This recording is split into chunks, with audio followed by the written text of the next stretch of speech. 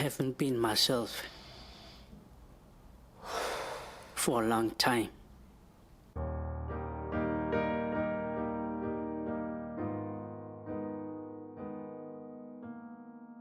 I haven't been broken, dragged by life, and come out on the other side.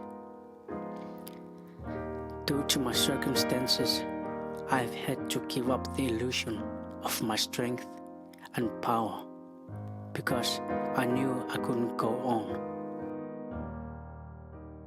I hit rock bottom and had to reach out and ask for help because I couldn't do it alone.